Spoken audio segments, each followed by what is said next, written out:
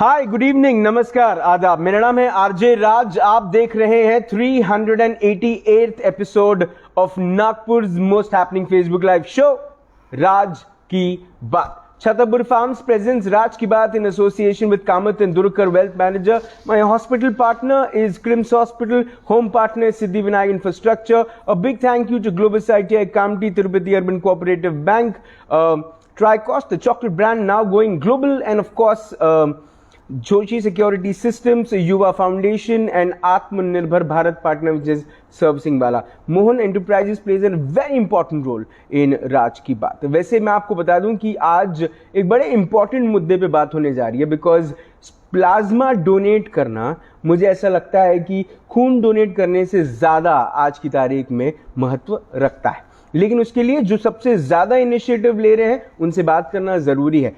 जब पिछले साल लॉकडाउन लगा और लॉकडाउन में जब एक किस्म की व्यवस्था की ज़रूरत थी, तब यंत्रणा, एडमिनिस्ट्रेशन शायद उतनी अच्छी तरीके से काम नहीं कर पाया जितना एनजीओज ने किया। और उसमें भी एक एनजीओ उभरता हुआ दिखा जहां पर सिर्फ 7 महिलाएं सामने आती हैं, पैसे इकट्ठा करती हैं और बहुत कुछ ऐसा करती हैं जिसको जानना आज की तारीख में ज़रूरी है। मेरे साथ V7 फाउंडेशन से एक प्रथम मेंबर हैं और उनसे बात करना आज जरूरी है। मेरे साथ हैं miss Monika Bhagwagar. Ma'am, good evening and welcome to Raj Ki Baat. Hi, good evening. Ma'am, it's such an honor to speak to you. Ouch, really? That's not it. You're being too kind. No, ma'am, you're so important for me because you are an inspiration for me. I'm very humble. And ma'am, V7 is doing some great jobs since a year now. And ma'am, ये जो journey थी, जो पिछले साल lockdown लगा, तब से अब तक V7 फाउंडेशन ने जो काम किया उसके बारे में थोड़ा सा हमें बताएं। Yeah, I'll make it very quick because I would rather that you speak more to the doctor and to Akanksha. When the migrant labor issue had happened, the country was taken unawares, and so were the migrant laborers. And Nija Pathania approached me that, Monica, how can you help?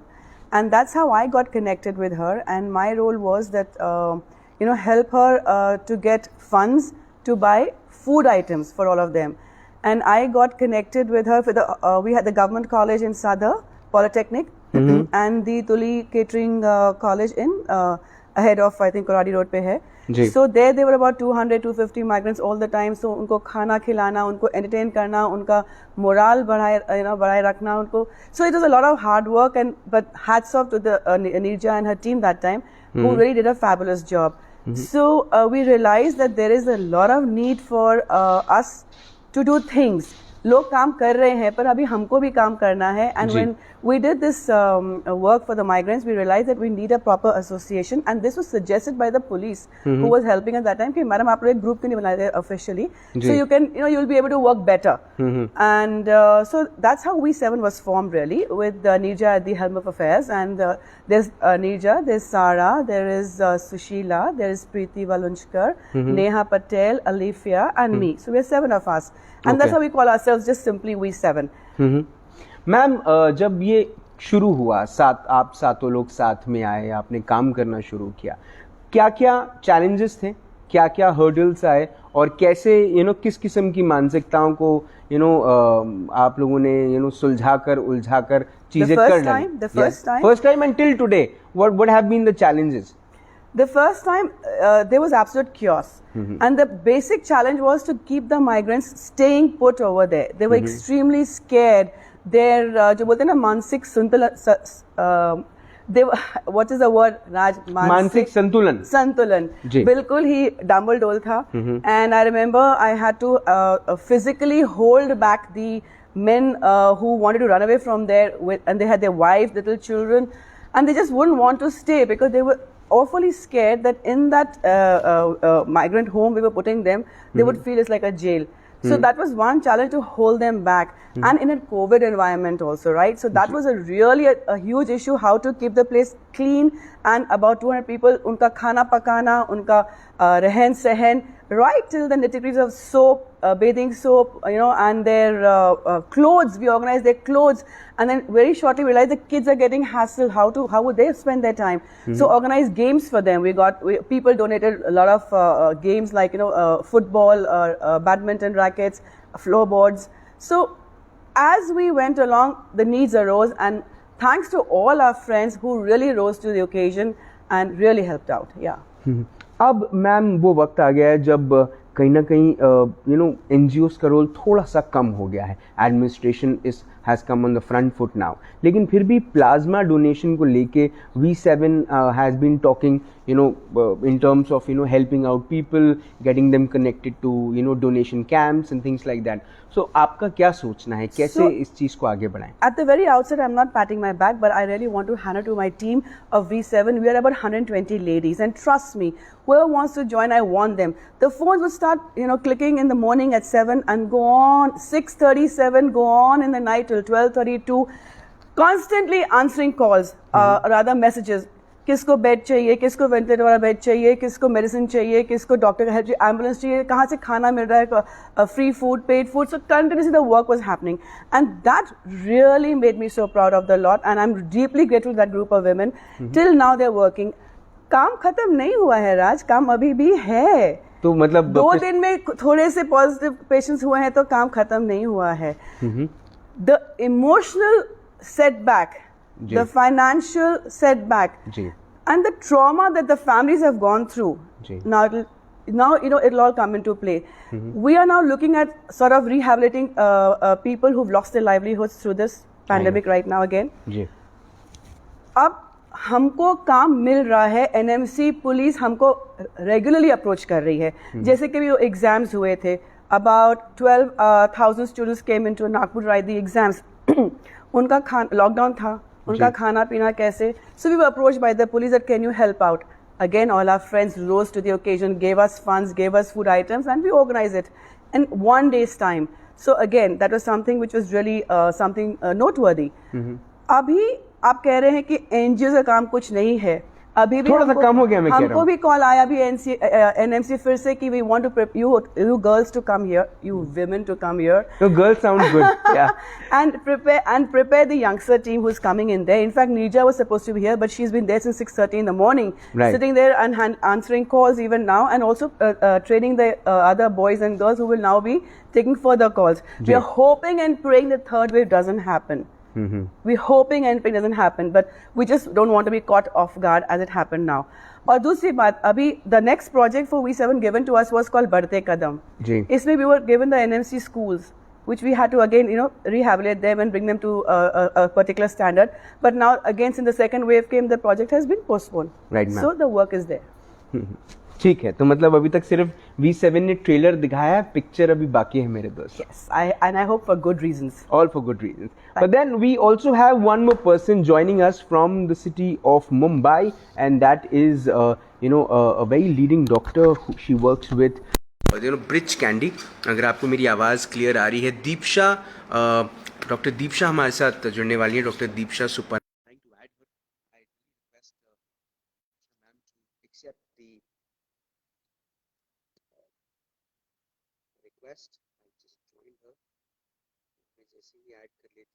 हम उनसे बात करेंगे. Hi Deepsha ma'am, can you hear me? Hi Raj, I can hear you. Ma'am, first it's an honor to speak to you. You are a doctor at the Bridge Candy Hospital, Mumbai. Would like to know a few things about the plasma. अगर आप वो चीजें हमको बताएं. It is my honor, it is my pleasure to speak to you and to speak for V7 Foundation. I was just listening to Monica auntie, and she was talking about the kind of work she is doing. I think I abruptly lost the video there. But it gives us such positive motivation to see that not just, I think all the medicos and the people who are on front line, the defense, security, and everybody is getting all the credit. And all the claps for them, but then there are these NGOs, at least some people are coming out of their houses, even though it is a very tense environment outside, and trying to help those who are finding it very hard to, because these are very difficult times. Ma'am, Mumbai में भी कैसी situation है? मुंबई में भी situation कैसी है? नागपुर में तो हम देख रहे हैं कि पिछले 2-3 दिन से थोड़ा सा नंबर जो है वो कम हुआ है, पर मुंबई में कैसे हालात हैं? Mumbai also has shown, Raj, I'm comfortable speaking in Hindi and English. So if you would want me to switch to Hindi, you just let me know. Whatever ma'am Hindi everybody is Hindi comfortable. में बात करें तो और मजा आएगा। Okay okay, तो देखिए नागपुर, जी मैं खुद नागपुर की हूँ। Nagpur was very, because I think Nagpur में द रूल्स वर नॉट, कभी भी नागपुर का थोड़ा सा चिल्ड आउट मेंटालिटी रहता है, बट जी बिल्कुल। Cases have gone.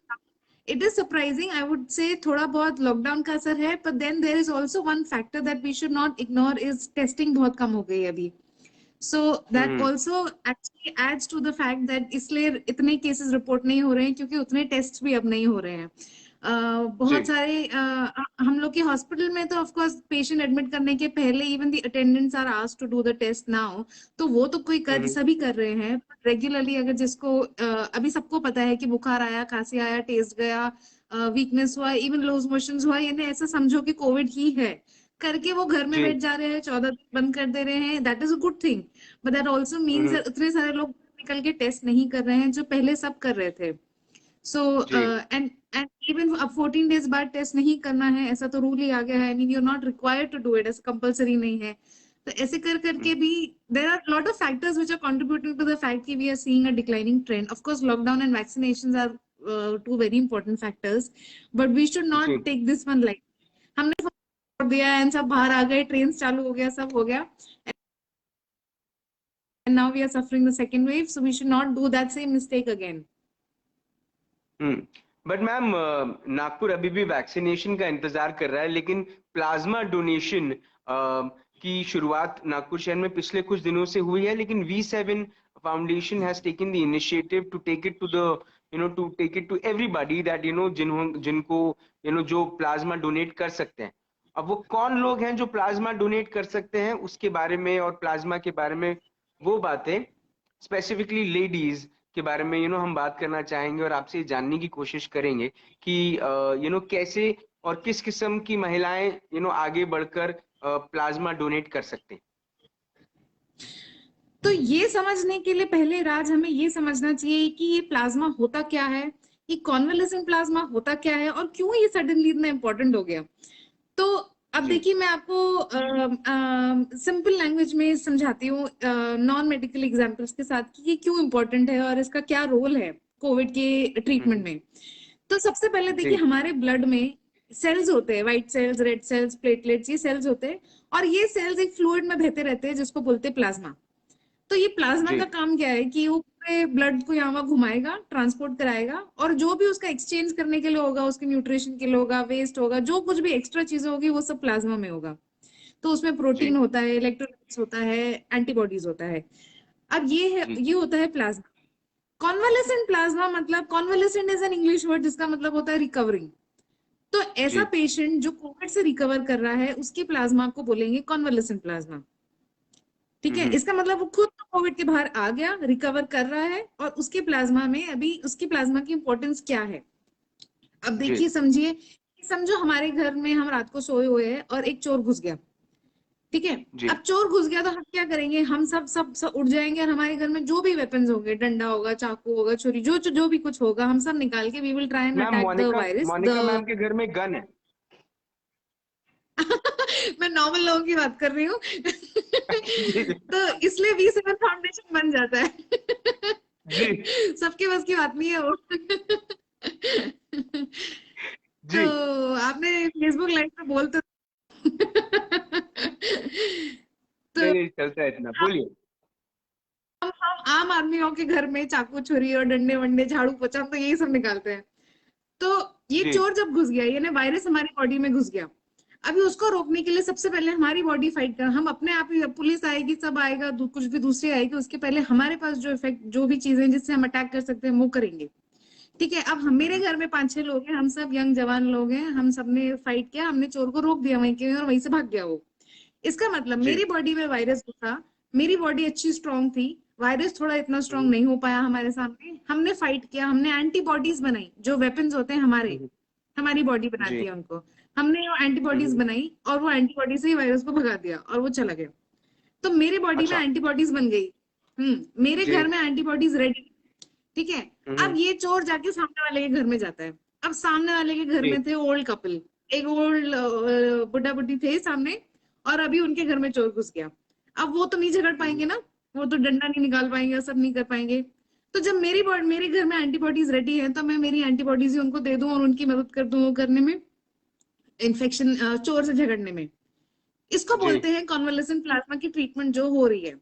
तो एक पेशेंट जो कोविड से रिकवर कर गया, उसने एंटीबॉडीज बना दी, अब वो एंटीबॉडीज को लेके हम एक दूसरे पेशेंट में डालते हैं जो कोविड, जिसको अभी अभी हुआ है और जिसको ऐसा सिवियर कोविड हुआ है कि उसको हॉस्पिटल में भर्ती करने की जरूरत पड़ गई।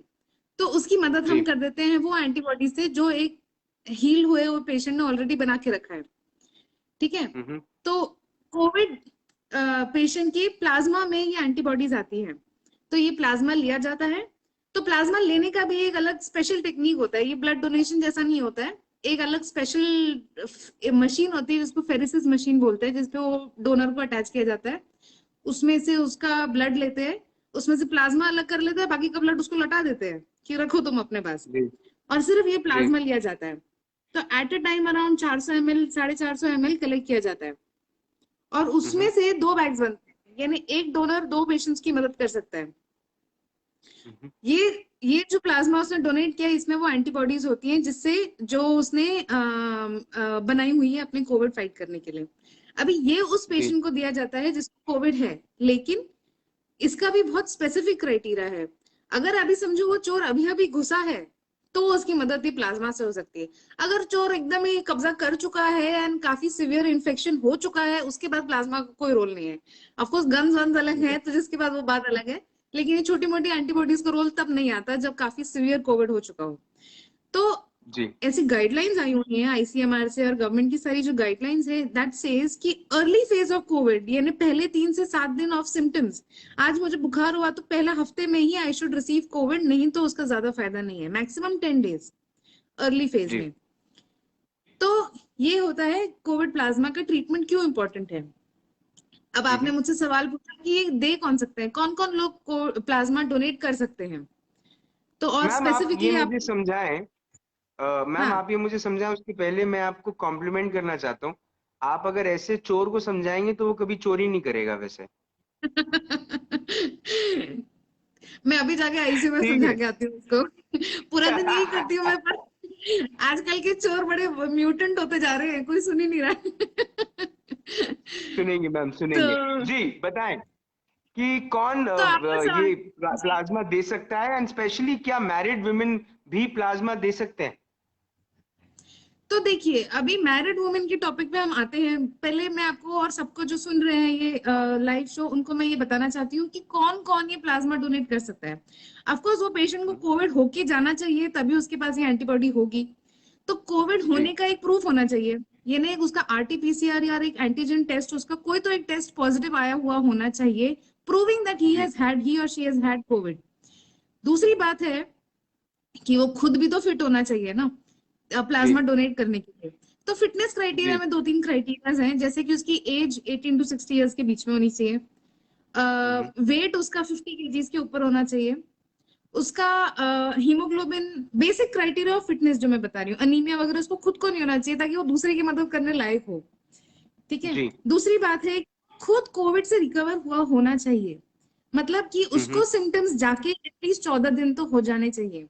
2 वीक्स ऑफ जी सिम्टम फ्री उसका एक इंटरवल होता है जो बहुत जरूरी है, ताकि अगर वो खुद रिकवर कर चुका है तभी उसकी एंटीबॉडीज बहुत स्ट्रांग होंगी। ठीक है। तीसरी बिल्कुल बहुत इंपॉर्टेंट क्राइटेरिया है कि उसके पास खुद के पास कितनी एंटीबॉडीज है। अगर एक डंडा लेके वो आया है तो एक डंडे से तो कुछ नहीं होने वाला है, अगर उसके पास काफी सारे वेपन्स हैं तो एक एंटीबॉडी की टेस्ट होती है जिसको हम बोलते हैं कोविड आईजीजी आईजीएम टेस्ट। पहले क्राइटेरिया में आया था कि it should be at least above 8, बाद में रियलाइज किया कि 8 की अबव भी हुई तो भी कोई ग्रेट नहीं है, अभी 13 का क्राइटेरिया है कि एटलीस्ट 13 के ऊपर अच्छा उसका आईजीजी लेवल होगा, तो ही समझा जाएगा कि हाँ भाई तुम्हारे पास ऐसी कितनी तो भी वैल्यूएबल एंटीबॉडीज है जो दूसरे की मदद तो कर पाएगी। उससे कम अगर जी तुम्हारी है तो दूसरे की क्या ही मदद होगी। ऐसा ऐसा क्राइटेरिया है। तो ओके ये सब चीजें हैं। नाउ स्पेसिफिकली विमेन का बात जो करें अगर हम, तो मैरिड वुमेन, यानी actually married women is a very vague criteria. Criteria है इसकी, अगर एक विमेन को कभी भी लाइफ में कंसीव किया हो, यानी उन्होंने कभी भी, अगर उसको बच्चे नहीं भी हुए हो, सपोज फॉर सम रीजन उनका कोई अबॉर्शन हुआ हो या मिस कैरेज हुआ हो, मीनिंग कभी भी एक प्रेगनेंसी हुई और वो वट एवर उस प्रेगनेंसी का फ्यूचर था, पर अगर ऐसी वुमेन है तो उनका यूजुअली प्लाज्मा नहीं लिया जाता। इसका रीजन ओके। एक्चुअली बहुत साइंटिफिक है। एक बहुत डीप साइंस है जिसका एक वर्ड में बोलती हूँ, जिसको बोलते हैं HLA। तो जैसे मैं आपको समझा रही हूँ एंटीबॉडी एंटीबॉडी एंटीबॉडी, वैसे ये प्रेगनेंसी की स्टोरी सडनली प्लाज्मा में कहाँ से आ गई वो भी मैं आपको एक सिंपल तरीके से समझाने की कोशिश करती हूँ। देखिए, जब एक बेबी बनता है तो एक मदर का सेल आता है, एक फादर का सेल आता है, उससे एक बेबी बनता है, ठीक जी। है। अब फादर का सेल तो मदर की बॉडी के लिए एक आउटसाइड सेल ही हुआ ना, तो मदर की सही बात। बॉडी में उसके अगेंस्ट एंटीबॉडी बनती है। इससे मदर की बॉडी को या बेबी की कोई नुकसान नहीं होता, लेकिन ये एंटीबॉडी लेके आप किसी तीसरे को दे देंगे तो उसको नुकसान होने का चांसेस बहुत हाई होता है, स्पेशली लंग डैमेज। एक साइंटिफिक वर्ड है जिसको बोलते हैं trolley, transfusion related acute lung injury. यानी अगर आप ऐसी वुमेन जिसको एंटीबॉडीज बनी हुई हैं अगेंस्ट, जो एक प्रेगनेंसी में एंटीबॉडीज बनती हैं which are not usually harmful, पर अगर आप वो एक जी। तीसरे इंसान को देंगे तो उसको लंग डैमेज होने का चांसेस हाई रहता है।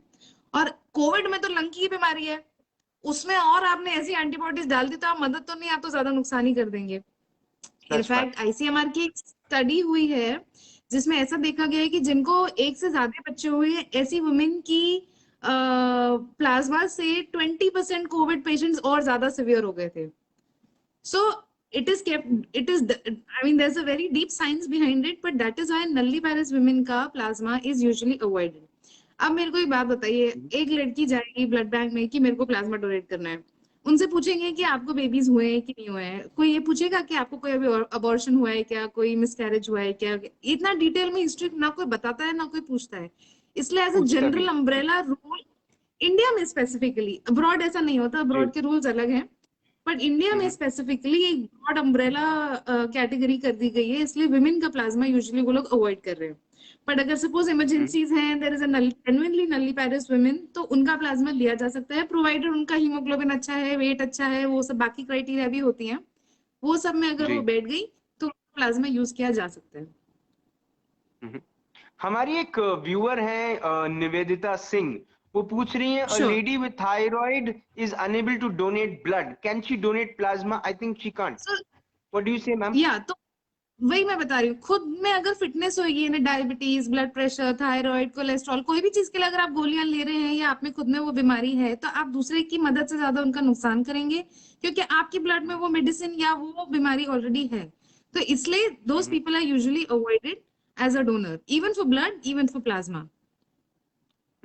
Ma'am, any risks plasma donate करते वक्त या करने के बाद? कुछ ऐसे साइड इफेक्ट्स या रिस्क होते हैं? देखिए, प्लाज्मा जो डोनेट किया जाता है, मैंने बताया कि सिर्फ 500 ml लिया जाता है। 500 ml is actually a very small quantity जो हमारी ब्लड में होता है। प्लाज्मा वो 5 लीटर के आसपास होता है, उसमें से हम 500 ml लिए, तो ऐसे पेशेंट को कोई साइड इफेक्ट नहीं होता। कोई कोई लोग बोलते हैं हमारी खुद की इम्यूनिटी तो चली जाएगी ना उससे, अगर हमने हमारी एंटीबॉडी दूसरे को दे दी तो हम तो विदाउट इम्यूनिटी रहेंगे, which is a very wrong जी। कॉन्सेप्ट। क्योंकि जो हमारी एंटीबॉडीज हैं उसका लेस देन 10% आप डोनेट कर पाएंगे, आप चाहे भी तो उससे ज्यादा नहीं कर सकते। और ओके। आप खुद, क्योंकि आपकी बॉडी में अभी अभी ये इन्फेक्शन हुआ है, तो you keep making those antibodies, तो those antibodies which you are donating will be replenished in less than 48 hours. तो ये मिथ है। बाकी हाँ, अभी कभी कभी किसी को होता है कि प्लाज्मा डोनेट किया तो थोड़ा चक्कर आता है, बीपी लो होता है, ये स्मॉल साइड इफेक्ट्स होते हैं जो इमीडिएटली करेक्ट भी हो जाते हैं, but these are nothing compare to the importance of plasma donation. Ma'am, Mr. Mahesh Kriplani is appreciating the way you are sharing. I think I'm sure he's your father, but then there is this question also he is asking. Okay, so the question अच्छा, is मेरे exam कि देने में बहुत मजा आता है सबको। नहीं, वो आपसे पूछ रहे हैं कि will the monoclonal antibodies in convalescent plasma be equally effective against variants also? अब देखिए, ये बहुत डीप सवाल है। कहने का मतलब, अभी हमको मालूम है कि कोविड पहले आया, अब उसका वेरिएंट या नहीं, वो म्यूटेंट भी हो गया। ये वायरस की फितरत जी। होती है। एक जी। Virus is capable of changing himself, mutant होने का बहुत इजीली वो कर सकता है। तो अब इट डिपेंड्स ऑन मेरे को कौन सा वेरिएंट आया था कोविड का। अगर मेरे को समझो मेरे को XYZ म्यूटेंट आया था, तो मैं XYZ के ही अगेंस्ट एंटीबॉडी बना पाऊंगी। फिर मेरे को ABC म्यूटेंट आएगा तो उसके अगेंस्ट मेरा प्लाज्मा इफेक्ट नहीं रहेगा, बट इसके अगेंस्ट कोई भी स्टडी एज सच नहीं की गई है। और प्लाज्मा एज सच एक बहुत अर्ली ट्रीटमेंट है, और it is not a treatment also, it is a supportive emergency treatment. तो म्यूटेंट का अगर एक सिवियर म्यूटेंट है मेरे अंदर, तो उसमें प्लाज्मा एक्ट करेगा कि नहीं करेगा। इनफैक्ट अगर वही सेम वेरिएंट है उसमें भी प्लाज्मा इफेक्ट करेगा कि नहीं करेगा, that nobody can say. In fact I mean, I should not say this, but COVID convalescent plasma का effectivity, it has shown good results, it has shown bad results, and it has shown everything in between. तो किसी को असर करता है, किसी को नहीं भी करता है। अब वो सेम म्यूटेंट हो, डिफरेंट म्यूटेंट हो, दैट nobody can say कि उसको हेल्प करेगा कि नहीं करेगा। तो मैम प्लाज्मा का रोल कहाँ से शुरू होता है? मतलब आपका आरटीपीसीआर आया, आप नेगेटिव हुए, आपका HRCT आया, आप फॉर एग्जांपल आप 15+ HRCT हुआ आपका, आप एडमिट हुए, आपको ऑक्सीजन लेवल का प्रॉब्लम है, आपका ऑक्सीजन नॉर्मल आया, आप 17 दिन हॉस्पिटलाइज रहे, उसके बाद आप घर आए, अभी भी आपको कहीं ना कहीं आपका लंग तो इन्फेक्टेड है ही। प्लाज्मा का रोल कहाँ पर आता है? वेयर शुड पीपल देखो स्टार्ट टेकिंग प्लाज्मा इन? मीनिंग पेशेंट की डोनर, आपने जो सवाल पूछे, ये जो स्टोरी आपने मैं बताई, पेशेंट की बात कर रहा हूँ, ये पेशेंट तो की बात देखो, कर रहा हूँ। हाँ, ये तो आपने जो मुझे भी स्टोरी पूछा ना, इतने सारी चीजें हो गई। इन सब चीजों इस स्टेज पे तो प्लाज्मा का कोई रोल ही नहीं है।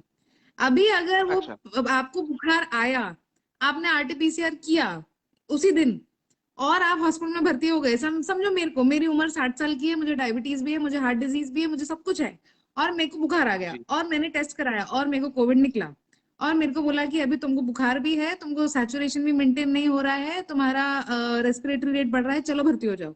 मैं भर्ती हुई, आज से लेके अगले 7 दिन तक ही मेरे को प्लाज्मा का रोल है तो है, नहीं तो कोई फायदा नहीं है। ओनली इन दी अच्छा। Early stages.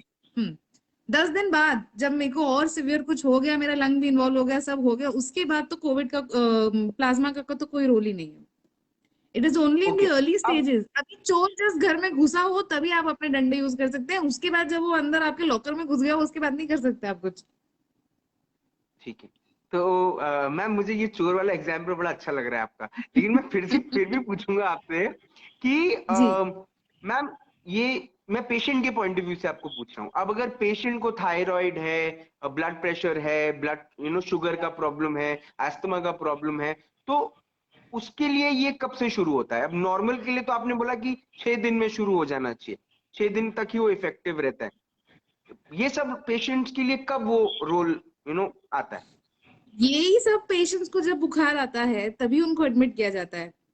जो ओके। देखिए, एक तो कोविड का ऐसा है कि कोविड एवरी बॉडी के साथ अलग बिहेव हो रहा है। मतलब even young patient, strong fit athletic patients को भी कोविड सिवियरली इफेक्ट कर रहा है।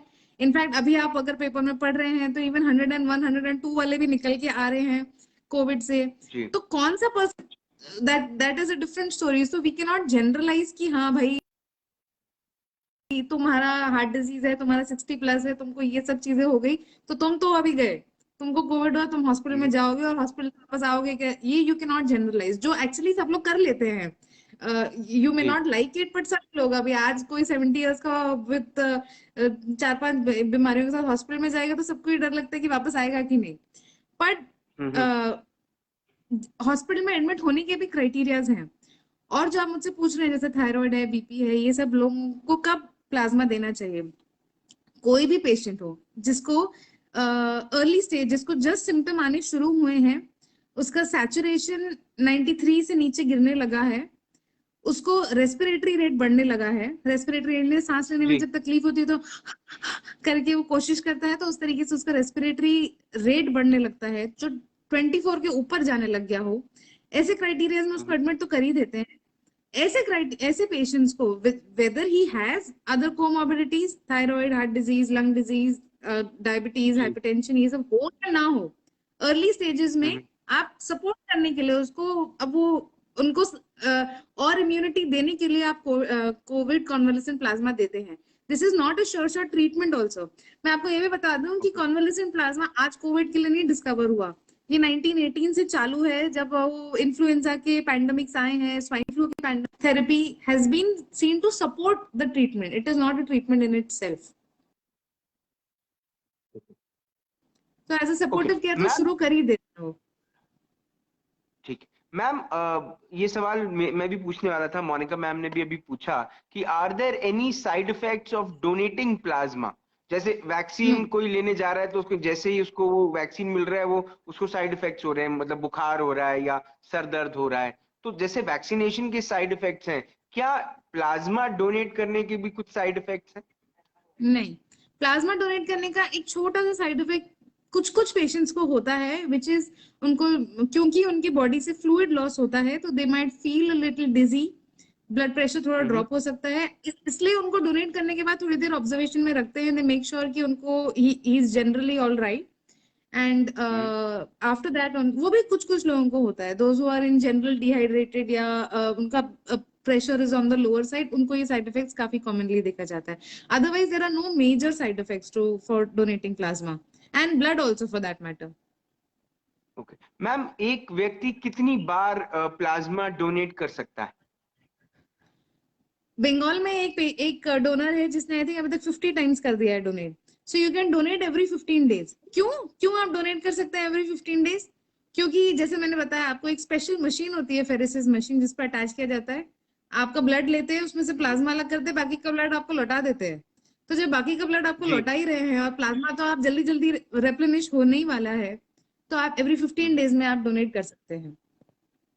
मैम, अच्छा, प्लाज्मा का रीजनरेशन दिस इज प्रोवाइडेड आपको कोविड होके you can donate up to 3 months, उसके बाद तो आपकी एंटीबॉडी लेवल भी कम होने लग जाएगी। सो आपका एंटीबॉडी लेवल भी कितना टाइम तक मेंटेन है उसके ऊपर भी डिपेंड करता है, पर up to 3 months since you tested positive for covid. Okay, so ma'am regeneration की जो बात है, आपकी बॉडी में रीजनरेशन ऑफ जी प्लाज्मा वो कितने दिनों जी, में होता है? Immediately with in 24 hours, 24 to 48 hours ma'am इतने प्लाज्मा जल्दी तो टाटा रीजनरेशन। नैनो भी नहीं बनती। तो टाटा नैनो जितनी गन्स तो नहीं मांग रहे ना, तो बहुत छोटी बात है प्लाज्मा। ये भी सही बात। मैम, जब यू नो व्हाट, मैं चाहता हूँ आप हमें ये बताएं, what are the tips you know you like to give it for the safe plasma donation? ये मेरा आखिरी सवाल प्लाज्मा होगा। डोनेशन, नहीं आप आखिरी सवाल पूछो, उसके पहले मैं एक पॉइंट बोलना चाहती हूँ। बिल्कुल बोलिए मैम। आप लोग सब लोग इतना this topic, today's talk is based on plasma, but not जी everybody is fit as a plasma donor, क्योंकि मैंने बताया बहुत सारी क्राइटेरिया है कि कोविड से रिकवर होके हमारे अंदर भी उतनी एंटीबॉडी, 13 के ऊपर एंटीबॉडीज आना सबका नहीं होता है।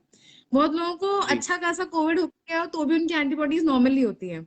So very few people actually fit to the criteria as an eligible donor for convalescent plasma. But it is important. अब बहुत एक सिंपल सी बात है जो बहुत लोग स्किप कर जा रहे हैं, is since you are I mean I'm talking to an enthusiastic crowd, you should consider donating blood in such times. आज एक ब्लड बैंक जो एक प्रिंसिपल पे चलता है, जिसको बोलते हैं वॉलंटरी डोनेशन, आज कोई हॉस्पिटल आके ब्लड डोनेट नहीं करना चाहता बिकॉज सब हॉस्पिटल आने से डरते हैं। Hospital blood banks are running short of blood, and इतना ब्लड जाता है, पूरा hospital ICU is full, and other patients are also still there, emergency surgeries are happening, chemotherapies are happening, cardiac cases are coming in, sepsis हो रहा है, infections हो रहे हैं, सब चीजें हो रही है, तो blood bank is still actively running, but there are no donors coming to donate blood. Plasma तो चलो आप कोविड की ट्रीटमेंट के लिए बात कर रहे हैं, बट ब्लड तो आप डोनेट कर ही सकते हैं ना। So please consider donating blood as well. If you are not an eligible plasma donor, you can be an eligible blood donor. So that is a very important ma'am message that I want to give everybody today. Ma'am, एक और बात जो हमारे एक viewer ने आपसे पूछा, करुड़ी आहूजा देख रहे हैं, उन्होंने आपसे पूछा कि can a vaccinated person be a plasma donor? I wanted to ask this question, thank you for reminding मी।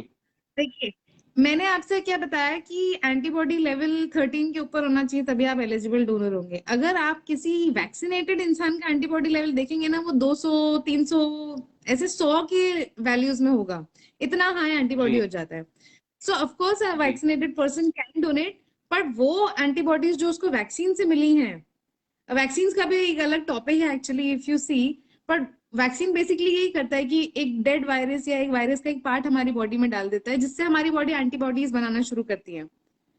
तो वही जी एंटीबॉडीज हमारी बॉडी बना लेती है, और इतनी बनाती है कि हम खुद इम्यून रहते हैं। At least for the next coming years we think we will be immune from covid virus.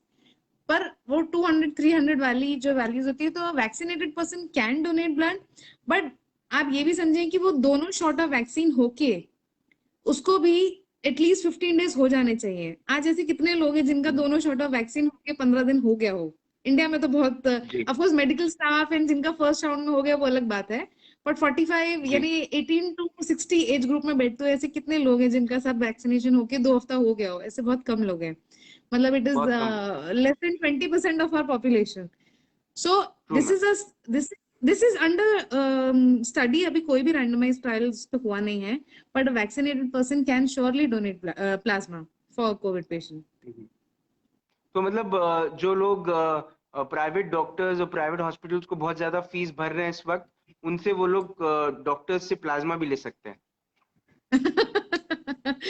देखो मैंने आपको बताया, रिटर्न हमारे गिफ्ट, रिटर्न हॉस्पिटल गिफ्ट में मैम।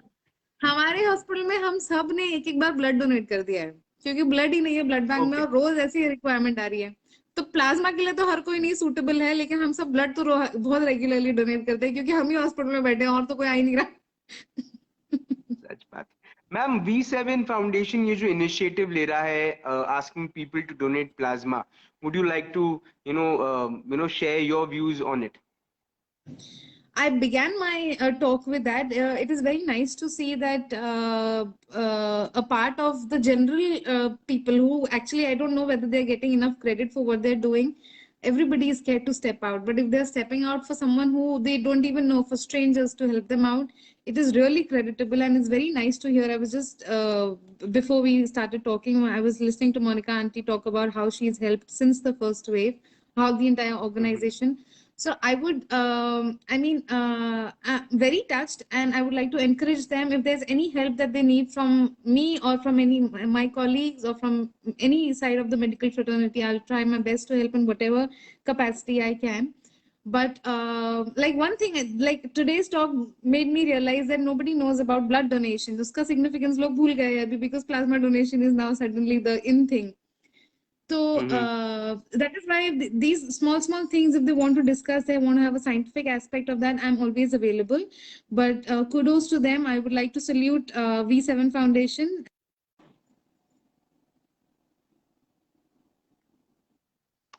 मैम आपने अपना वक्त दिया, मैं ये बिल्कुल बात समझ पा रहा हूँ कि आप ब्रिज कैंडी जैसे इतने हाईली अप्रिशिएटेड या बहुत बड़े अस्पताल में आप काम कर रही हैं, वहां पर इतनी बड़ी जगह पर बैठी हैं और फिर भी आपने अपना वक्त दिया। I think this is give away जो आप दे रही हैं to the Nagpur city, and I am sure people of Nagpur really miss you, and thank you.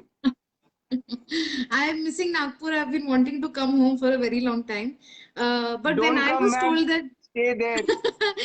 देखो Don't आप come. और हम Stay बराबर ही there. है। जो यहाँ है वही सेम वहां पे भी चल रहा है, कोई फर्क नहीं है।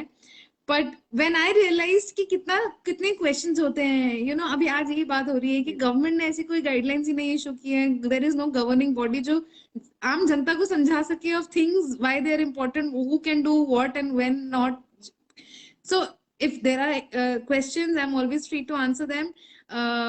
When Monica Aunty told me that she was confused when Nalli Paris women were being rejected for plasma donation, I thought, "Kya re, haan, ye to kitni simple si baat hai," but people don't know it, and they're coming out of the way to help, and then suddenly they're being rejected. So these simple bridges, if there are any more, I would be very happy to help you with your questions, and it is my pleasure. Please, you don't have to thank me for it. No, ma'am. Really, thank you so much for all the time and all the knowledge you gave us. Thank you so much. My pleasure. Thank you. Well, doctor Deeksha Suvarna ने हमसे बात करी अभी। Bridge candy Mumbai में काम कार्यरत हैं वो, और बहुत अच्छा काम कर रही हैं, और शायद जितनी सारी इंफॉर्मेशन उन्हें हमें इस वक्त दी on the plasma donation, I guess वो अपने आप में बहुत सराहनीय है। उन्होंने बताया कि बंगाल में कोई है जिन्होंने अब तक 50 बार ब्लड डोनेशन किया है, लेकिन जहां नागपुर में लोग प्लाज्मा डोनेट करने में बहुत पीछे होते जा रहे हैं, वहीं पर एक लड़की बिल्कुल तलवार स्वरूप निकल कर आती हैं और क्या कर मतलब तलवार स्वरूप इसलिए निकल कर आती हैं और जो रेगुलर ट्रेडिशन है उसको तोड़कर एक लड़की 2 बार प्लाज्मा डोनेट करती हैं और वो इस वक्त मेरे साथ है। मेरे से इस वक्त Akanksha Talwar. Hi Akanksha, Hi, how are you? I'm good. How are you? You tell me, 2 बार प्लाज्मा डोनेशन किया, पहले तो ये बताइए कि आपको कोविड कब हुआ? मुझे कोविड पिछले साल नवंबर में हुआ था। तो मिड नवंबर में मैं रिकवर हो गई थी। और उस टाइम में एक्चुअली मैं दिल्ली में थी। उसके बाद मैं और मेरे डैड हम बाय रोड वापस आए Nagpur, because obviously flights communications बंद हो चुके थे। राइट। जी। तो बस नवंबर में हुआ था एंड देन उस टाइम पे तो उतनी एंटीबॉडीज थी नहीं, बिकॉज मैंने डोनेट करने के पहले 3 बार एंटीबॉडी टेस्ट कराया था। अच्छा। हाँ, तो स्टार्टिंग में 6 से स्टार्ट हुआ था मेरा, मतलब फर्स्ट टेस्ट जब कराया था तो 6 एंटीबॉडीज थी। देन थर्ड टेस्ट में 11 आई थी एंड आई थिंक उस टाइम पे जैसे डॉक्टर दीक्षा ने कहा कि उस टाइम 8 के अबव आप डोनेट कर सकते थे, तो जी। तब फिर मैंने फर्स्ट टाइम उसके बाद डोनेट किया था। और ये जो पूरा का पूरा थॉट था कि मैंने एक बार डोनेट कर दिया, ये डोनेट डेफिनेटली मैंने प्लाज्मा डोनेट किया तो किसी न किसी को मदद करेगा, किसी की जान बचाएगा, दूसरी बार डोनेट करने का ख्याल कहाँ से आया? दूसरी बार ऐसा था कि हम नागपुर में स्पेशली इतना कोविड स्प्रेड हो चुका है कि आजकल ये है कि आप जिनको जानते हो उनको भी कोविड हो रहा है। जी। तो दूसरी बार एक्चुअली ये हुआ कि हमारे काफी क्लोज एक रिलेटिव हैं, थे, सॉरी टू से, बट ही वाज 80। तो उस टाइम पे उनको कोविड हुआ and he was very like वही एडमिट हुए एंड उनको प्लाज्मा रिक्वायर्ड था। एंड वही जैसे डॉक्टर दीक्षा ने कहा कि लोग नहीं आगे आ रहे हैं, लोग प्लाज्मा डोनेट नहीं कर रहे हैं, तो प्लाज्मा अवेलेबल नहीं था उस टाइम। तो हमें पता जब लगा मुझे और मेरे पापा को, तो हमने कहा कि चलो हम एटलीस्ट हमारे बाकी लोग तो ठीक हैं, बट अगर हमारे घर में किसी को जरूरत है तो हमें करना ही चाहिए हेल्प। तो हमने बस तब सेकंड बार तब मैंने डोनेट किया। तो जब आप पहली बार डोनेट करने के लिए जा रही थी तो did you consult a doctor जिन्होंने आपको कुछ डूज एंड डोंट्स बताए, कोई चीज ऐसी कि खान पान में किस किस्म का ख्याल रखना है या क्या क्या प्रिकॉशंस लेने हैं, कुछ ऐसा? नहीं, ऐसा तो कुछ नहीं था। मैं एक्चुअली पहले काफी बार ब्लड भी डोनेट कर चुकी हूँ, तो मुझे पता था कि मतलब अगर आप हेल्दी हो, अगर आप फिट फील कर रहे हो तो आप डोनेट कर सकते हो। एंड मेरे फादर एक बार पहले डोनेट कर चुके थे, तो क्योंकि उनकी एंटीबॉडी ज्यादा थी। तो जब वो सेकंड टाइम डोनेट करने गए तो मैंने कहा कि मैं भी डोनेट करती हूँ। तो ऐसा कुछ नहीं था कि कुछ चेंजेस खाने में या कुछ आपको करने की जरूरत है। मतलब नॉर्मल जैसे हम खाना खाते हैं, काफी न्यूट्रिशनस खाना ही होता है, रोटी सब्जी। जी। तो ऐसा कुछ नहीं है कि आपको कुछ अलग करने की जरूरत है प्लाज्मा डोनेट करने के पहले या बाद में। और ऐसा तो मैंने कंसल्ट नहीं किया, बस वहां जाके आपका पहले टेस्ट होता है, एंटीबॉडी टेस्ट। एंड उसके बाद अगर आपका 10 के अबव या जो भी अभी क्राइटेरिया है 13 के अबव होता है, तो देन वो आपका प्लाज्मा ले लेते हैं। Do you wish to donate again? I do, but आज ही actually I got myself vaccinated. तो जैसे डॉक्टर दीक्षा ने कहा कि अब I can donate it after 15 days और whatever, तो डेफिनेटली अगर I am able to donate it तो व्हाई नॉट। लोगों को कोरोना वायरस हुआ, लोग इन्फेक्ट हुए, लोग ठीक हुए, लोगों के अंदर में एंटीबॉडीज बन गई, प्लाज्मा डोनेट करने की पूरी काबिलियत है, लेकिन लोग कर नहीं रहे, क्या वजह मानती हैं उसको? मेरे को लगता है कि लोग अवेयर नहीं है, क्योंकि वही जैसे डर है कि पता नहीं प्लाज्मा डोनेट करने से क्या होगा, वीकनेस तो नहीं हो जाएगी, या कोविड फिर से तो नहीं हो जाएगा, या फिर जो भी कि हम कर सकते हैं या नहीं, ये भी डाउट्स हैं। तो आई होप कि काफी कुछ तो क्लियर हो गए हैं लोगों को अभी डाउट्स, एंड लोग आगे आके डोनेट करें plasma. You would like to give a message to all the people who are watching your show or who will watch the show later कि क्यों किसी ने प्लाज्मा डोनेट करना चाहिए?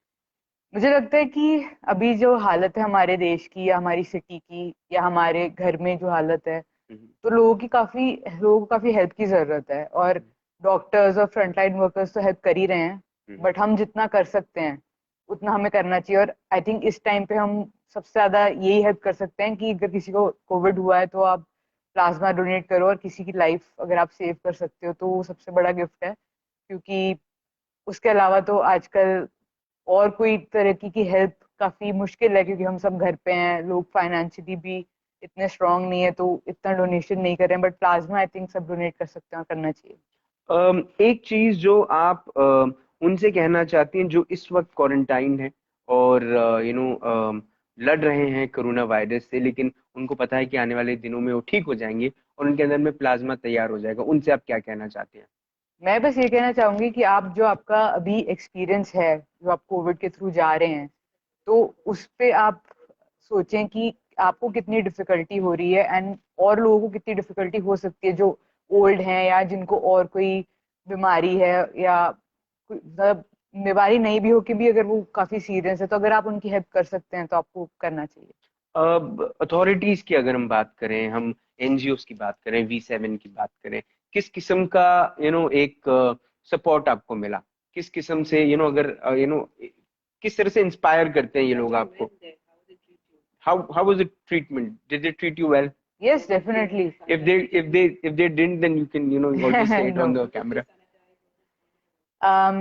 जब जो मैं जगह है जहाँ पर आप डोनेशन करने जाते हैं, Yes. वो जगह की स्वच्छता, वो जगह का सैनिटाइजेशन, हर चीज का ध्यान रखते हैं? बिल्कुल। मैंने लाइफलाइन ब्लड बैंक है यहाँ पे नागपुर में, वहाँ पे डोनेट किया था plasma, and staff and doctors and जो पूरी फैसिलिटी थी काफी अच्छी थी, और सब कुछ सैनिटाइज था, एंड सारे प्रोटोकॉल्स फॉलो कर रहे थे वो, एंड ऐसा कुछ भी नहीं था। और मतलब वही आपको पूरा ध्यान देते हैं, पूरे टाइम आपके पास होते हैं, लाइक उन्होंने मशीन्स लगा रखी हैं जो आपका प्लाज्मा ले रहे हैं, बट वो हम पूरे टाइम आपको मॉनिटर करते हैं, and आपसे बात कर रहे होते हैं कि अगर आपको कुछ अलग फील हो रहा है, आपको डिजीनेस हो रही है या कुछ है, एंड काफी पोलाइट और मतलब काफी अच्छा स्टाफ है। सो And they also allow you to take selfies. हाँ, they do They do. they do Okay. NVCC के चीफ अश्विन अग्रवाल मिहाड़िया जी आपको देख रहे हैं, कहते हैं donation of plasma is a noble cause and people are really saluting you with the kind of initiative you took. I think आपके जैसे लोग जब सोसाइटी में आते हैं और लोगों तक ये बात पहुंचती है कि इस तरीके से भी चीजें सोची जा सकती हैं जो शायद नहीं सोची जा सकती थी, लेकिन आपने सोचा, शहर के बारे में सोचा, शहर के लोगों के बारे में सोचा और इस किस्म का डोनेशन किया जो शायद जब कोरोना वायरस की किताब लिखी जाएगी और कई हजारों साल के बाद जब पढ़ी जाएगी, तो उसमें एक नाम प्लाज्मा डोनेशन में नागपुर शहर से उभर के दिखेगा और सुनहरे अक्षरों में लिखेगा, वो नाम होगा आकांक्षा तलवार। आपने अपना वक्त दिया, आपने हमसे बात करी, इसके लिए बहुत बहुत धन्यवाद। Thank you so much. Thank you. Well, आज राज की बात में हमने V7 के अच्छे कामों के बारे में जाना, हमने आकांक्षा तलवार के प्लाज्मा डोनेशन के बारे में जाना कि उन्होंने क्या सफर रहा है एक लड़की का, किस किस्म से एक इनिशिएटिव लेते हैं। V7 जो 7 महिलाएं आगे बढ़कर काम कर रही हैं, आज 120 ladies and they're happy to increase the numbers. Anybody would like to get in touch with them, please get in touch and make the numbers go more. And एक बात जो डॉक्टर दीक्षा ने हमको समझाई, जो मुंबई से जुड़ी थी, जिन्होंने प्लाज्मा के बारे में हमको पूरी बातें समझाई, मैं चाहता हूं कि ये सब चीजें आप लोगों तक शेयर करें, आप मिनिमम 10 से 15 लोगों तक, दोस्तों तक शेयर करें, ताकि हम सबको प्लाज्मा के बारे में इंफॉर्मेशन पता रहे, जो बातें शायद हमको नहीं पता। अब राज की बात ये कि कई सालों पहले जब भारत को आजादी की जरूरत थी, उस वक्त भी कुछ क्रूएल आत्माओं ने इस देश को जकड़ कर रखा था और आज भी हालात वायरस स्वरूप आई हैं, तो आज भी जो देश है वो किसी और के कब्जे में। उस वक्त एक नाम आया था, वो नाम मुझे ऐसा लगता है कि देश की आजादी के सुनहरे पन्नों में है, हम आज भी उस नाम को सल्यूट करते हैं। वो नाम है नेताजी सुभाष चंद्र बोस का। उन्होंने ये बात कही थी कि तुम मुझे खून दो, मैं तुम्हें आजादी दूंगा। डॉक्टर दीक्षा यही कहना चाहती है कि हम अपना जो हमारी जिम्मेदारी है, हमारी रिस्पॉन्सिबिलिटी है, वो शायद हम कर नहीं पा रहे जो हमें करना चाहिए। आज 2 चीजें हम नहीं कर पा रहे, हम अपने बारे में बहुत सारी चीजें सोच पा रहे हैं, लेकिन समाज के बारे में, जिस समाज ने हमको सब कुछ दिया, आज जो भी है हम हमारे समाज की वजह से, हमारे शहर के वजह से, हमारे प्रदेश, हमारे देश की वजह से। तो हमारी कहीं ना कहीं जिम्मेदारी है कि हम उनको कुछ ना कुछ दें खून देना सबसे आसान और सबसे बड़ा काम। आप कृपया प्लाज्मा अगर दे सकते हैं तो आगे बढ़कर दें। अगर आप खून दे सकते हैं तो आप खून दें। जितने भी ब्लड बैंक्स हैं वो पूरी तरीके से स्वच्छ हैं, सैनिटाइज्ड हैं और बड़ा ही सरल तरीका है खून देने का। आपको भी पता है क्या, कई बार लोगों ने ब्लड डोनेशन कैंप में हिस्सा लिया है। अगर आपने कई समय से खून नहीं दिया है तो शायद ये वक्त है जब शायद किसी न किसी अस्पताल में खून की जरूरत पड़ रही होगी और किसी की मृत्यु सिर्फ इसीलिए हो रही होगी क्योंकि खून की कमी थी या प्लाज्मा की कमी थी। अगर आप दोनों दे सकते हैं तो दोनों दीजिए। अगर आप प्लाज्मा दे सकते हैं तो प्लाज्मा दीजिए। अगर आप खून दे सकते हैं तो खून दे दीजिए। अब बात सीधा उनसे जो बड़े बड़े अफसर हैं, 5वां वेतन, 6वां वेतन और 7वां वेतन उठाते हैं। ये बात नेताओं को समझाना इसीलिए बेकार है क्योंकि वो खुद पढ़े लिखे नहीं होते, लेकिन ये बात अफसरों को समझाना बड़ा आसान है क्योंकि वो अपने आप को पढ़ा लिखा समझते हैं। साहब, आपने ना हमको बेड दिया, ना आपने हमको रेमडेसिविर दी, ना आपने हमको ऑक्सीजन दिया और आपने हमको एडुकेट तक नहीं किया। ये आपकी सबसे बड़ी गलती थी। शायद आप हमको पहले तरीके से पहले दिन से आप बोल रहे हो मास्क पहनो, सैनिटाइज रखो, दूरी बना के रखो। बाकी इंफॉर्मेशन कौन देगा चाचा? बाकी इंफॉर्मेशन कौन देगा? पोस्टरबाजी मत कीजिए। याद रखिए, प्लीज भारत को एडुकेट कीजिए। पढ़ेगा इंडिया तो बढ़ेगा इंडिया। कल शाम को 5 बजे होगी मुलाकात इन राज की बात। तब तक आप अपना ध्यान रखें, सुरक्षित रहें, स्वच्छ रहें, स्वस्थ रहें, मस्त रहें, खुश रहें, व्यस्त रहें परिवार के साथ। परिवार को लेकर छुट्टी मनाने कहीं नहीं जा सकते तो कम से कम ब्लड डोनेट करने तो जा सकते हैं ना। ब्लड डोनेट कीजिए, प्लाज्मा डोनेट कीजिए, खुद भी जिंदा रहिए और दुनिया को जिंदा रहने दीजिए। जय हिंद।